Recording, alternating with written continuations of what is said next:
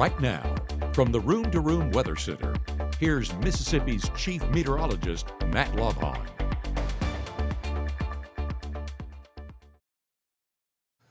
Winter weather threats continue to be increasing in confidence level. I'm Chief Meteorologist Matt Lovehon. Thank you so much for supporting us here on Mississippi Live Weather. Accumulating snowfall, highly unlikely with this setup, but we do think accumulating ice in the form of both sleet and freezing rain is likely from many locations and will cause travel disruptions for multiple days. How much heavy rainfall, and do we have thunderstorms? Believe it or not, those two factors also contribute in this as well. As you can see, a lot of winter weather alerts still in place for most locations we cover here on Mississippi Live Weather. And as we bring it in closer, this purple is what most of us have. That is that ice storm warning expiring Sunday at 6 p.m. Goes into effect really in the evening on your Friday and really through the weekend, where accumulating icefall could cause power disruptions, could potentially cause fairly significant travel disruptions. That's what most of us fall under. We do have winter weather advisories in effect for Marion and for Lamar counties in Alabama. And then we do also have this winter storm watch. This is still a precursor to where an upgrade to a greater risk level is possible as confidence increases. Weather Service Jackson holding that a little longer. And then winter storm warnings, which, believe it or not, is one of the highest of these different levels because of the potential for snow to also mix in for locations out into Tennessee and Arkansas.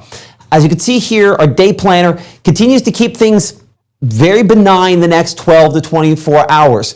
We're only 10% on that rain coverage into this evening. Temperatures into the lower 40s, still above freezing to begin the first part of your morning on your Friday. We're 37 there at 7 a.m., 43 by noon, 42 in the afternoon. And yes, that percentage there does include a chance that we could have some frozen stuff late in the evening. But as you can see, it takes until practically 10 p.m. to drop below freezing. That's why most of what falls on your Friday is just liquid. Saturday, Sunday, different stories. It will be a mix. And for some folks, it will be just liquid.